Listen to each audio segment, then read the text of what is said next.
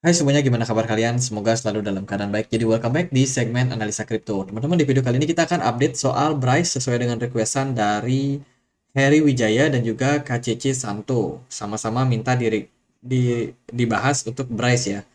Oke, kita akan coba untuk ulas ya seperti apa posisi daripada Bryce. Sebelumnya kita itu udah pernah bahas Bryce beberapa kali teman-teman, dan saya senang sekali karena analisa di video-video saya kemarin itu kayaknya cukup masuk akal ya. Jadi kalau teman-teman cek, ya kita udah beberapa kali bahas Bryce. Ini 1 bulan lalu, terus beberapa kali juga 2 bulan lalu kita juga pernah bahas, 5 bulan lalu bahkan kita udah pernah bahas, dan sekarang kalau kita lihat dari price action kayaknya sesuai sih sama beberapa analisa yang kita udah bikin kemarin teman-teman. Oke, beras hari ini diperdagangkan di kisaran harga 0,0045 rupiah, teman-teman. Terjadi penurunan 1% di perdagangan hari ini. By the way, Bitcoin agak sedikit ngepam ya untuk perdagangan hari ini. Nah, buat teman-teman yang belum tahu, Bryce ini adalah sebuah produk token yang diciptakan ya dari exchange Bitgert. Jadi exchange Bitgert bikin bikin bikin token gitu. Jadi mirip seperti exchange-exchange lainnya yang pada sibuk bikin token baru ya. Tapi kebanyakan yang berhasil ya cuma BNB. BNB salah satu exchange token yang paling top untuk posisi sekarang, dan sisanya yang lain ya kayak meramaikan aja sih sebenarnya. Kalau kita perhatikan untuk total supply dari Bitgard sendiri itu cukup banyak, sekitar berapa ini? 1000 miliar, 1 triliun token. 1 triliun token, teman-teman. Jadi lumayan sangat banyak. Sementara yang beredar itu hanya sekitaran 395 miliar token saja, atau 39,47%. Lumayan, kapitalisasi pasarnya pun juga cukup tinggi, sekitar 4,5 triliun ya teman-teman. Jadi cukup banyak juga. Nah, ini ada beberapa berita sih sebenarnya. Tapi sebelumnya aku mau ingetin teman-teman lagi nih soal Bryce ini. Dia ini token apa? Dia ini token yang memang diciptakan dengan layanan gas fee yang paling murah, teman-teman. Bisa dibilang paling murah ya. Kecepatannya pun juga 100.000 transaksi per second, which is itu sebenarnya sangat cepat. Dia ada beberapa solusi yang ditawarkan, salah satunya adalah di apps wallet, kemudian ada Bryce Staking, Bryce Swap, dan juga Bitget Bridge. Jadi untuk layanan bridge antar perdagangan, antar blockchain ya, perdagangan antar blockchain. Itu kemudian fungsi dari token ini itu adalah sebagai alat transaksi, serta bisa dijadikan sebagai untuk pembayaran reward, teman-teman. Kemudian kalau kita perhatikan juga dia sudah apa nih? Di sini ada mekanisme ya, sebuah project deflasi yang mereka lakukan itu semacam project burning, teman-teman. Jadi secara direct 5% setiap transaksi fee akan di buyback, kemudian 3%-nya itu adalah untuk marketing, kemudian juga ada 4%-nya untuk staking reward. Ini termasuk project deflationary asset.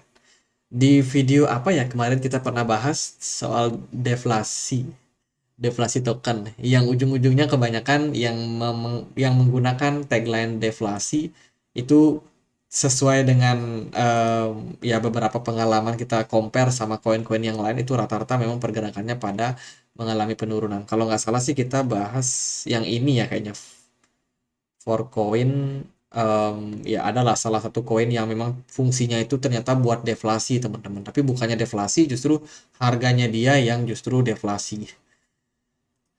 Oke, Bitgert sendiri kalau kita perhatikan, ini websitenya ya, dia ada beberapa kegunaan seperti yang kita sudah bahas tadi, smart contract ada di dalamnya, ada fitur staking, NFT marketplace juga sedang mereka kerjakan, dan juga ada layanan DeFi, which is itu decentralized finance.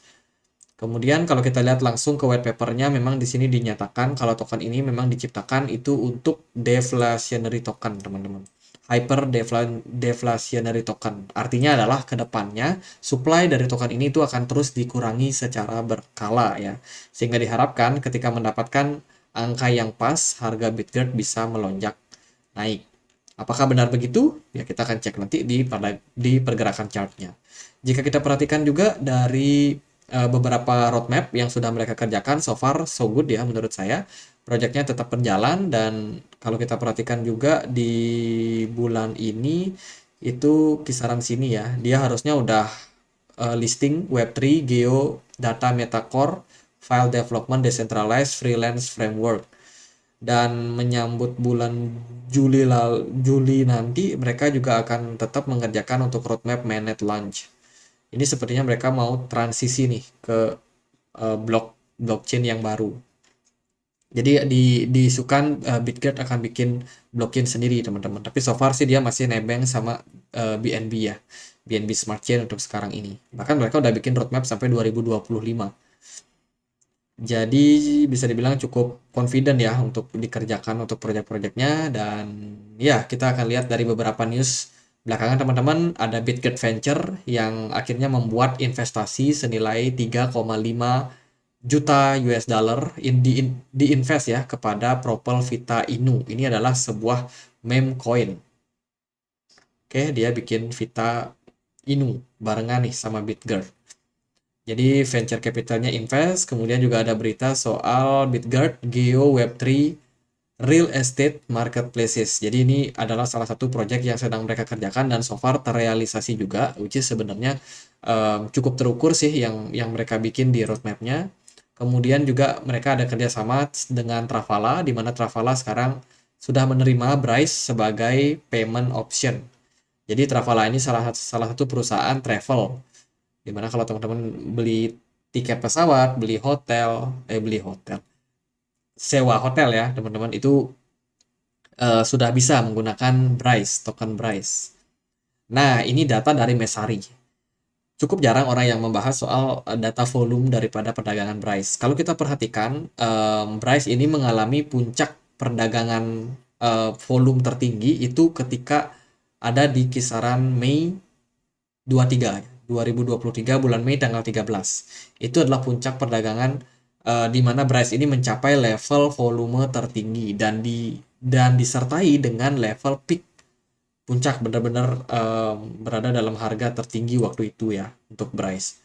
Tapi so far kalau kita perhatikan sekarang pergerakan harganya cenderung mengalami penurunan disertai dengan volume yang sudah turun terlebih dahulu.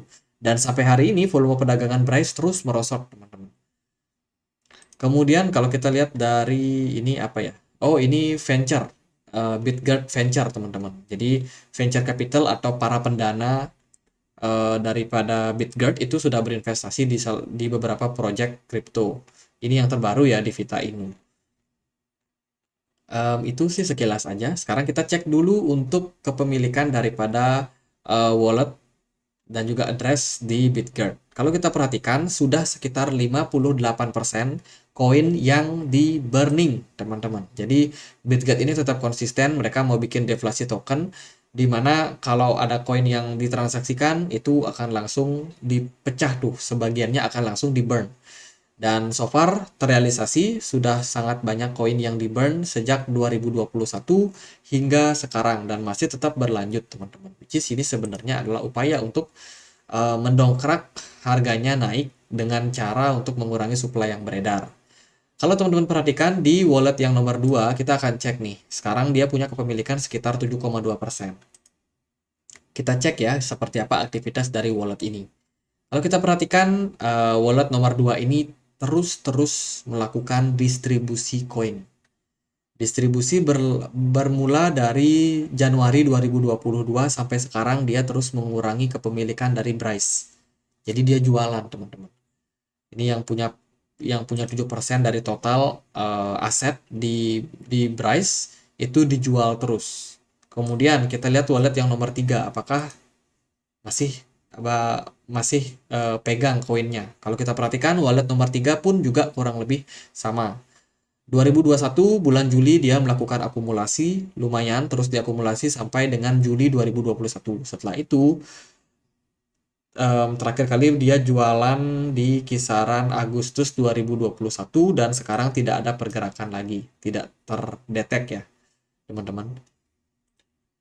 Itu ada beberapa aksi jual yang dilakukan akhirnya. Terus kita cek kepemilikan wallet yang nomor 4.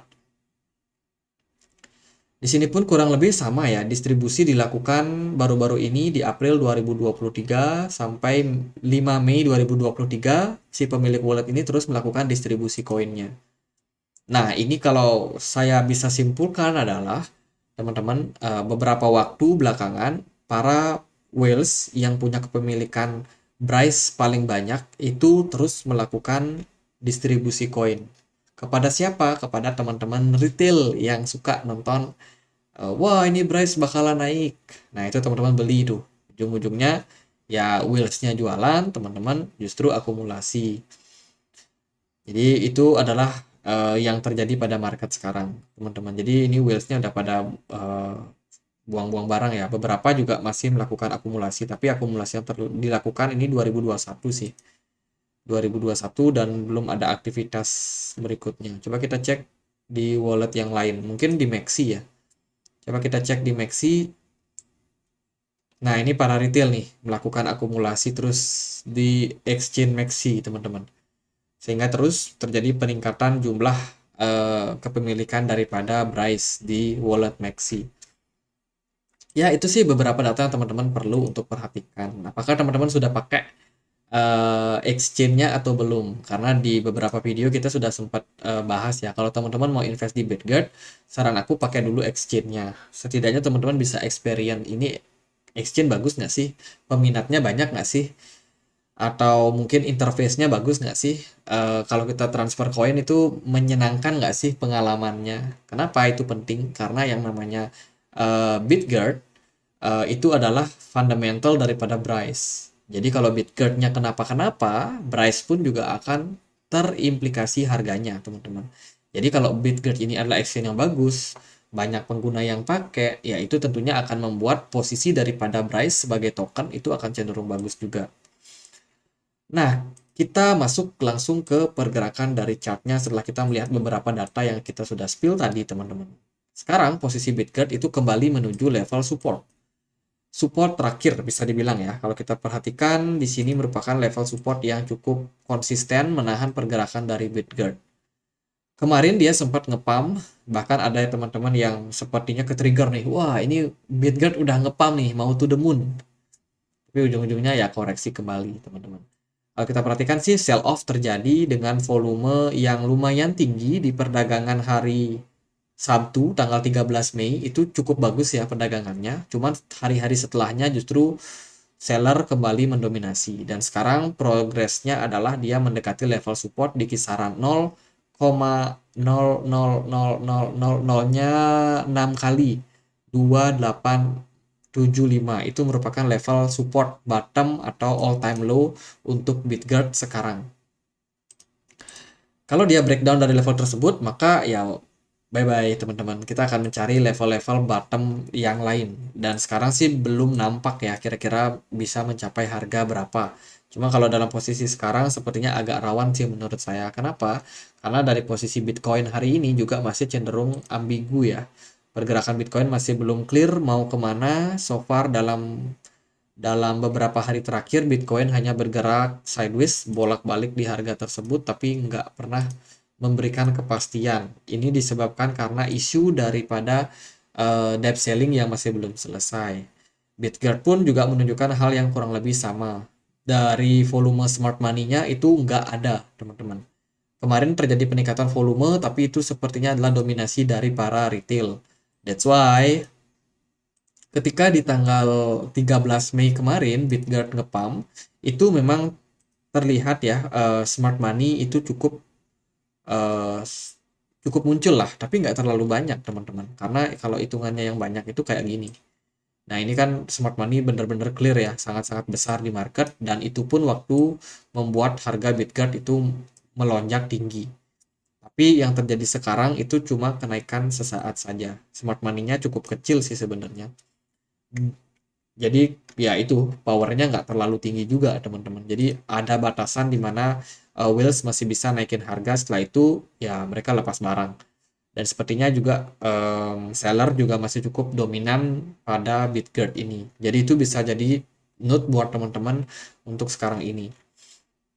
Kalau dari saya sih memang nggak terlalu gimana-gimana. Kemarin kita waktu bahas di beberapa video harga Bitguard itu kisaran di sini ya teman-teman.